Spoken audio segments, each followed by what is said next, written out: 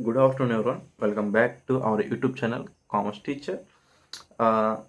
Business economics అనే ప్లేలిస్ట్లో మనం ఈరోజు మాట్లాడుకునేది అబ్జెక్టివ్స్ ఆఫ్ ఫార్మ్స్. అయితే ఆబ్జెక్టివ్స్ అనేవి ఒక 7 వరకు ఉన్నాయి. సో నేను ఒక్కొక్కటి వీడియోలో చెప్దాం అనుకుంటున్నా. సో ఈ వీడియోలో ప్రాఫిట్ మ్యాక్సిమైజేషన్ గురించి చెప్దాం అనుకుంటున్నా.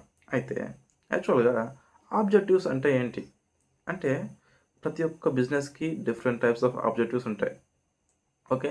ఆ ఆబ్జెక్టివ్స్ లేకుండా బిజినెస్‌లో ఎవరు ఏ నిర్ణయం తీసుకోలేరు. అది ఎలా అంటే చెప్తాను చూడండి.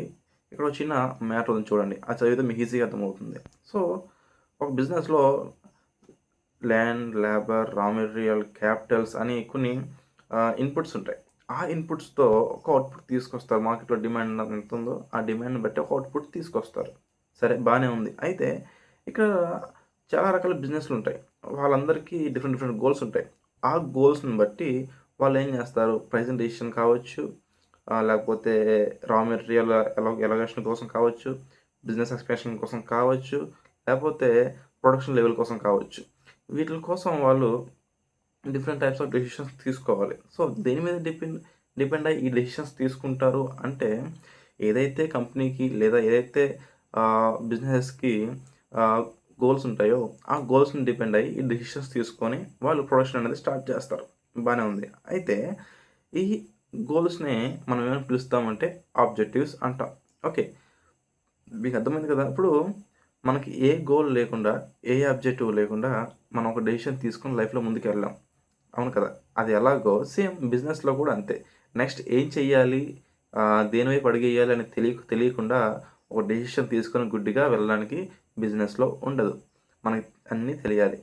ఓకే. అయితే మోడర్న్ ఎకనామిక్స్ అండ్ ఆహ్, ట్రెడిషనల్ ఎకనామిక్స్ ఇక్కడ ఏం చెప్తున్నాయి అంటే, చూడండి, ట్రెడిషనల్ ఎకనామిక్స్ అంటే ఏం చెప్తుందంట, హ్మ్, ఈ ఫార్మ్స్ అన్నీ కూడా ప్రాఫిట్ సీకింగ్ మిషన్స్ అని చెప్తుంది. అంటే ఆహ్, ఈ ఫార్మ్స్ అన్నీ కూడా ప్రాఫిట్స్ కోసమే పనిచేస్తాయి.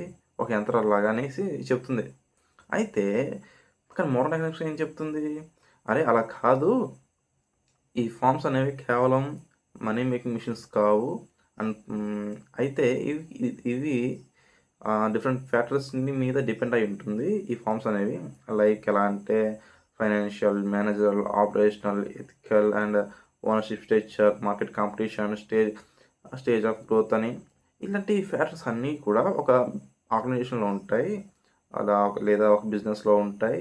అయితే ఈటిలిని బేస్ చేసుకొనే ఆ ఫర్మ్స్ అనేది ముందుకు వెళ్తుంది. కేవలం ప్రాఫిట్స్‌ని బేస్ చేసుకొని అవి రీఇన్వెస్ట్‌మెంట్ చేసి అలాగా ఒక సర్కిల్ అది ముందుకు వెళ్ళదు. ఇవన్నీ సక్రమంగా ఉంటేనే ఆ బిజినెస్ అనేది ముందుకెళ్తుంది. సో, ఆహ్, దాన్ని బట్టే వాళ్ళు డెసిషన్స్ తీసుకుంటారు. వీటిలిని బట్టి వాళ్ళు డెసిషన్స్ తీసుకుంటారు. ఇవన్నీ మేనేజ్ చేసుకుంటూ రావాలి అనేసి మోడర్న్ ఎకనామిక్స్ చెబుతుంది. అయితే మీకు అర్థమైంది కదా! ఆహ్, ఆబ్జెక్టివ్స్ అంటే ఏంటో, ఆబ్జెక్టివ్స్ ఎంత ఇంపార్టెంటో బిజినెస్‌కి. ఓకే. ఆబ్జెక్టివ్స్ లేకుండా ఏ బిజినెస్ కూడా ఏమీ చేయలేదు. Okay. The first objective is profit maximization. దాని గురించి మాట్లాడుకుందాం. ప్రాఫిట్ మాక్సిమైజేషన్. ప్రాఫిట్ మాక్సిమైజేషన్ అంటే ఏంటంటే, ఎక్కడైతే marginal revenue and marginal cost ఈక్వల్‌గా ఉంటాయో, అక్కడ టోటల్ రెవెన్యూకి, టోటల్ కాస్ట్‌కి డిఫరెన్స్ వస్తది. ఓకే. అయితే ప్రాఫిట్ మాక్సిమైజేషన్‌లో ఒక ఫర్మ్‌కి మెయిన్ ఎయిమ్ ఏంటి అంటే, ప్రాఫిట్స్‌ని ఎక్కువగా గెయిన్ చేయడం. అంటే సేల్స్ ఎంత అమ్ముతున్నామో ముఖ్యం కాదు. అండ్ ప్రైస్ ఎంత ఉందన్నది ముఖ్యం కాదు. వాడికి కావాల్సిందల్లా ప్రాఫిట్స్. ఓకే. ప్రాఫిట్స్‌ని గెయిన్ చేయాలి అనుకుంటాడు. ఓకే. అయితే దానికోసం వాడేం చేస్తాడంటే, ప్రొడక్షన్‌ని పెంచుకుంటూ వెళ్తాడు. అలా పెంచుకుంటూ వెళ్ళడం వల్ల ఒక సర్టెన్ పాయింట్‌లో ఎక్కడైతే మనకు రెవెన్యూ ఎక్కువొస్తుంది అండ్ టోటల్ కాస్ట్ రెవెన్యూ కన్నా తక్కువుంటుంది. At the same time marginal cost and marginal revenue ఈక్వల్‌గా ఉంటాయి. అలా ఈక్వల్‌గా ఉన్నప్పుడే మనకు మన total revenue and total cost అనేది డిఫరెన్సెస్ చూపిస్తుంది.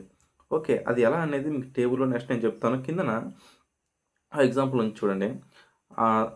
ఎగ్జాంపుల్‌లో మొత్తం 3 కేసెస్ ఉన్నాయి. ఆ 3 కేసెస్‌లో మీరు ఏ కేస్ చూజ్ చేసుకోవాలనుకుంటున్నారో నాకు చెప్పండి. అయితే ఆహ్,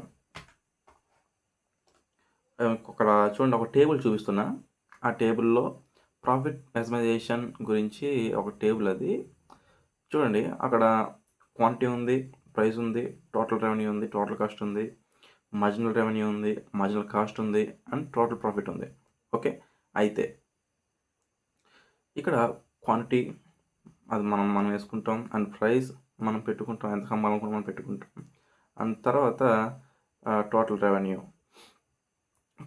ఎలా వస్తుంది అంటే P ఇంటూ క్వాంటిటీ. అంటే మనం ఎన్ని యూనిట్స్ అమ్ముతున్నామో అన్ని యూనిట్స్ని మల్టిప్లై చేస్తాం. మల్టిప్లై చేస్తే మనకి ఏమొస్తుంది, టోటల్ రెవెన్యూ వస్తుంది. అండ్ తర్వాత టోటల్ కాస్ట్ అనేది మనకి ఏదైతే మ్యానుఫ్యాక్చరింగ్ టైంలో రా మెటీరియల్ పర్చేస్ చేసే టైంలో ఎంత అవుతుందో దాన్ని బట్టి మనం టోటల్ కాస్ట్ చేసుకుంటాం.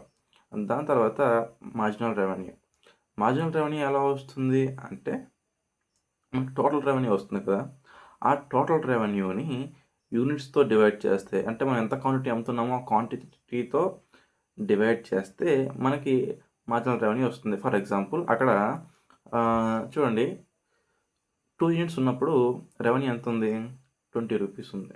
ఆ 20 రూపీస్ని 2తో డివైడ్ చేస్తే ఎంత వస్తుంది, 10. అలాగా మొత్తం డివైడ్ చేసుకుంటూ వెళ్తే మనకు 10 వస్తుంది. సో ఇక్కడ మీరు గమనించవచ్చు, పి అంటే ప్రైస్ అండ్ మార్జినల్ రెవెన్యూ రెండు ఒకేలా ఉన్నాయి కదా. తేడా ఏంటి అంటే అక్కడ తేడా ఏమీ లేదు. ఎందుకంటే P equals to marginal revenue అనవచ్చు. ఎందుకంటే మార్జినల్ రెవెన్యూ సింపుల్గా ఏంటి, ఒక ప్రోడక్ట్ మనం ఎంతకు అమ్ముతున్నాము అని చెప్పేదే మార్జినల్ రెవెన్యూ. ప్రైస్ ఏంటి, ఒక ప్రోడక్ట్ మనం ఎంతకు అమ్మాలని మనం సెట్ చేసుకునేది price. Okay. So marginal revenue అన్నా ప్రైస్ అన్నా రెండు సేమ్. ఓకే. అయితే తర్వాత మార్జినల్ కాస్ట్ ఇది ఎలా వస్తుందంటే అక్కడ టోటల్ కాస్ట్ ఉంది కదా, టోటల్ కాస్ట్ని అండ్ యూనిట్ పెంచే కొద్దీ మనం టోటల్ కాస్ట్ మారుతుంది కదా, ఆ కాస్ట్ మధ్య డిఫరెన్సెస్ని అంటే old cost and present cost రెండు కూడా సపరేట్ చేస్తే వచ్చే డిఫరెన్సెసే మనకి మార్జినల్ కాస్ట్ అవుతుంది. ఓకే. ఫర్ ఎగ్జాంపుల్ అక్కడ చూడు, ఫస్ట్ 0 యూనిట్స్ ఉన్నప్పుడు ఒక 10 రూపీస్ ఉంది. అయితే 1 యూనిట్కి వచ్చేసరికి అక్కడ 15 రూపీస్ వచ్చేసింది. అయితే డిఫరెన్స్ అంతా 5, తర్వాత 18 పెంచాడు, 3 తర్వాత 22 వచ్చాడు, 4 తర్వాత 28కి వచ్చాడు, 6 అలా దాని డిఫరెన్సెస్ మనం అక్కడ వేసుకుంటాం. తర్వాత టోటల్ ప్రాఫిట్ ఎలా వస్తుంది, మాకు ఏదైతే టోటల్ రెవెన్యూ ఉందో ఆ టోటల్ రెవెన్యూ తోటి టోటల్ కాస్ట్ని సపరేట్ చేస్తే మనకు వచ్చేదే ప్రాఫిట్. ఓకే. మీకు అర్థమైంది కదా. అయితే ఇక్కడ మీరు గమనించండి, ఇక్కడ ఏం చెప్పాలనుకుంటున్నాను అంటే ఇక్కడ వాడు ప్రొడక్షన్ పెంచుకుంటూ వెళ్ళాడు, కానీ ఆ ప్రొడక్షన్తో పాటు మన రెవెన్యూ కూడా పెరుగుతూనే వెళ్ళింది, దాంతోపాటు టోటల్ కాస్ట్ కూడా మనం పెరుగుతూనే వెళ్ళింది. కానీ సర్టెన్ పాయింట్లో చూడండి, పక్కన ప్రాఫిట్ దగ్గర చూడండి, సర్టెన్ పాయింట్లో మనకి పెరగడం అనేది ఆగిపోయింది. అంటే మన ప్రాఫిట్ పెరగడం అనేది ఆగిపోయింది. అది ఎక్కడ అంటే 5th యూనిట్ దగ్గర. అక్కడ 5th యూనిట్ మనం చూసినట్లయితే marginal cost and marginal revenue రెండు ఈక్వల్గా ఉన్నాయి. అది ఇంకా లాస్ట్ స్టేజ్. ఆ స్టేజ్ తర్వాత ఇంకా మనకి ప్రాఫిట్స్ రావు, లాసెస్ వస్తాయి. సో అలా పెంచుకునేటప్పుడు ఇంకా మనకి లాసెస్ వస్తాయి తప్పించి మనకి ప్రాఫిట్స్ రావు. అందుకని వాడు ఏం చేస్తాడంటే ఎక్కడైతే మార్జినల్ రెవెన్యూ మార్జినల్ కాస్ట్ ఈక్వల్గా ఉందో అక్కడ ఆ ప్లేస్లో వాడు ఏం చేస్తాడంటే సేల్స్ని ఆపేస్తాడు, ప్రొడక్షన్ని ఆపేస్తాడు. ఆ స్టేజ్లోనే వాడు సేల్స్ చేసుకుంటాడు. అది వాడి రెవెన్యూ పాయింట్. ఓకే. మీకు అర్థమైంది కదా. ఇప్పుడు మీకు టేబుల్ వేసి మీకు చూపిస్తాను, అంటే ఒక గ్రాఫ్ వేసి ఆ గ్రాఫ్లో మీకు అర్థమయ్యేలాగా చెప్తా, అది మీకు ఇంకా ఈజీగా అర్థం అవకాశం ఉంటుంది. ఓకే. ప్రాఫిట్ మ్యాక్సిమైజేషన్ని మనం గ్రాఫ్లో ఎలా చూస్తాం అండ్ ప్రాక్టికల్గా మనం చూద్దాం. ఓకే. మనం ప్రాక్టికల్గా చూసేటప్పుడు మీకు టేబుల్ చెప్పాను ఎలా ఈ ప్రాఫిట్ మ్యాక్సిమైజేషన్ చేస్తారు అని. అయితే గ్రాఫ్లో మనకి ప్రాఫిట్ మ్యాక్సిమైజేషన్ ఎలా తెలుస్తుంది అనేది కూడా విషయం మనం తెలుసుకుందాం. అయితే గ్రాఫ్ మీకు చెప్పే ముందు మీరు ఒకటి తెలుసుకోవాలి, ప్రాఫిట్ మ్యాక్సిమైజేషన్లో ఎప్పుడు కూడా ఒక రూల్ ఉంటుంది. అదేంటి, ఎంసీ కర్వ్ అనేది ఎంఆర్ కర్వ్ని అంటే మార్జినల్ రెవెన్యూని మార్జినల్ కాస్ట్ అనే కర్వ్ కింద నుంచి పై కట్ చేసుకుంటూ వెళ్ళాలి. అది ఒక రూల్. ఓకే. అయితే ఆ రూల్ ప్రకారం ఎక్కడైతే ఆ పాయింట్స్ కలుస్తాయో ఆ పాయింట్లో మనకేమవుతుంది, ప్రాఫిట్ మ్యాక్సిమైజేషన్ అవుతుంది. ఓకే. అది మీకు ఎలా ఉంటుందో నేను చూపిస్తాను చూడండి. ఓకే. ఇక్కడ నాకు కావాల్సిన డేటా ఏంటంటే quantity, price, marginal revenue, marginal cost, ఇవి నాకు కావాలి. ఓకే. అయితే ఇవి తీసుకొని నేను ఇక్కడ కాపీ చేశాను చూడండి. వీటిని బట్టి నేను ఇప్పుడు మీకు ఒక చార్ట్ వేసి చూపిస్తాను చూడండి. ఒక గ్రాఫ్ వేసి చూపిస్తాను. ఓకే, ఇది ఓకే. ఇదంతా మనకి ప్రైస్ అనుకుందాం. ఈ కిందనంతా మనకి యూనిట్స్ అవుతాయి, లేకపోతే క్వాంటిటీ అవుతాయి. ఓకే, అయితే ఇక్కడ ఈ యూనిట్స్ ఉంది కదా, ఈ లైన్ అనేది మనకి యూనిట్స్ కాదు. సో ఇది మనకు అవసరం లేదు యాక్చువల్లీ. సారీ, మనకు అవసరం లేదు. అండ్ ఈ లైన్ ఏదైతే ఉందో ఈ లైన్ మనకు మార్జినల్ కాస్ట్ లైన్, అండ్ ఈ లైన్ మనకు marginal revenue line. Okay, price అనేది మనకు కాన్స్టెంట్గా ఉంది కాబట్టి ఇది లైన్ మనకి మార్జినల్ రెవెన్యూ లైన్. ఓకే, అయితే ఇప్పుడు మనకి ఎలా తెలుస్తుంది ప్రాఫిట్ మైమేషన్ మనకి ఎలా తెలుస్తుంది అంటే, ఈ పాయింట్ ఉంది కదా, ఈ పాయింట్లో, ఈ పాయింట్ ఎక్కడైతే మనకు క్రాస్ అవుతుందో ఈ పాయింట్ని మనం మార్జినల్ రెవెన్యూ ప్రాఫిట్ మైమేషన్ అని అంటాం. ఓకే, అయితే ఇప్పుడు మనకి ప్రాఫిట్ మైమేషన్ ఎక్కడో తెలిసింది. ఓకే, అయితే మనకి ఇక్కడ కాస్ట్ ఎంత అవుతుంది, ఓకే, ప్రాఫిట్ ఎంత వస్తుంది ఇక్కడ ఉంటే, మనకి రెవెన్యూ ఎంత, ఇవన్నీ మనకు తెలియాలి కదా. ఇవన్నీ తెలియాలంటే మనకి ఫస్ట్ ఆఫ్ ఆల్ ఈ పాయింట్ ఉంది కదా, ఈ స్క్వేర్ బాక్స్, ఈ బాక్స్ మొత్తాన్ని మనం ఏమంటామంటే మనం రెవెన్యూ అంటాం. ఓకే, మీకు బాక్స్ వేసి చూపిస్తాను, మీకు అంత క్లియర్గా ఉంటుంది. ఓకే, చూడండి, బాక్స్ తీసుకుంటున్నా, ఇక్కడ స్టార్ట్ చేస్తున్నా, ఇక్కడ స్టార్ట్ చేసి నేను బాక్స్ వేస్తున్నాను. ఓకే, సెట్ అయింది. దీన్ని కమిషన్ చేయాలి కాబట్టి ఓకే. ఓకే, ఈ బాక్స్ మనకి రెవెన్యూ బాక్స్. అయితే ఈ రెవెన్యూ బాక్స్లో మనకి ప్రాఫిట్ ఏది అండ్ కాస్ట్ ఏది అని తెలియాలి కాబట్టి మనం ఏం చేయాలంటే ఇప్పుడు కాస్ట్ కర్వ్ తీసుకోవాలి. ఏటీసీ అంటే కాస్ట్ కర్వ్. ఓకే, ఆ కర్వ్ ఎలా ఉండొచ్చు అంటే ఫర్ ఎగ్జాంపుల్ ఒక కాస్ట్ కర్వ్ మనకి ఇలా ఉందనుకుందాం. ఇలా స్టార్ట్ అయ్యి ఇక్కడ దీన్ని క్రాస్ చేసి ఇలా పైకి వెళ్ళింది. ఇది మన కాస్ట్ కర్వ్ అనుకుందాం. ఓకే, ఏటీసీ కర్వ్ అంటే కాస్ట్ కర్వ్. ఈ కర్వ్ని మనం ఏం చేస్తామంటే ఇక్కడ పాయింట్ తీసుకుంటాం. ఇక్కడ పాయింట్ తీసుకొని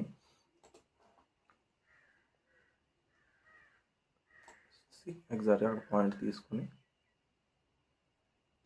ఇక్కడ అలా తీసుకుంటాం. ఓకే, ఈ పాయింట్ ఉంది కదా, ఇప్పుడు మనకి ప్రాఫిట్ ఏది అంటే ఈ పైన బాక్స్ ఏదైతే మిగిలిందో ఈ బాక్స్ అంతా మనకి ఏమవుతుందంటే ప్రాఫిట్ అవుతుంది. ఈ కింద బాక్స్ ఏదైతే ఉందో ఇదంతా మనకి రెవెన్యూ అవుతుంది. ఓకే, మీకు అర్థమైంది కదా.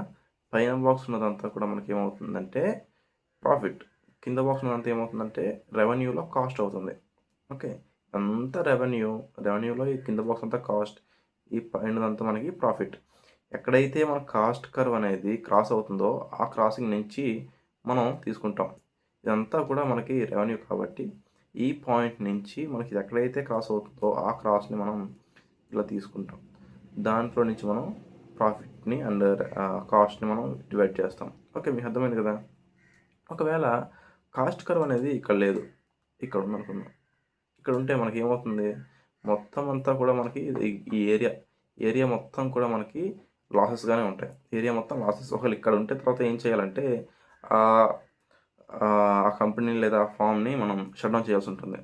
తాత్కాలికంగా షట్ డౌన్ చేసి మళ్ళీ ప్రైస్ని అండ్ క్వాంటిటీని అడ్జస్ట్ చేసుకుంటూ ఎక్కడైతే మనం మళ్ళీ స్టార్ట్ చేస్తామో అక్కడ వరకు తీసుకురావాల్సి ఉంటుంది కిందకి. అలా కిందకి తీసుకొస్తూ మళ్ళీ ఎక్కడైతే మన ప్రాఫిట్ అంటే ఇవి మ్యాక్సిమైజేషన్ అవుతాయో అక్కడ దాకా తీసుకొచ్చి మళ్ళీ అక్కడ స్టార్ట్ చేయాల్సి ఉంటుంది ఫస్ట్ నుంచి.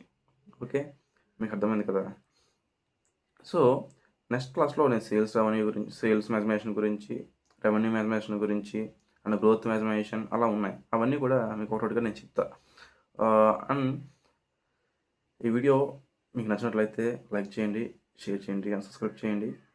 ఎవరైనా మీ ఫ్రెండ్స్ లేదా ఎవరికైనా వీడియో అవసరం అనుకుంటే లేకపోతే ఈ క్లాసెస్ ఇంపార్టెంట్ అనుకుంటే వాళ్ళకి షేర్ చేయండి. And thank you.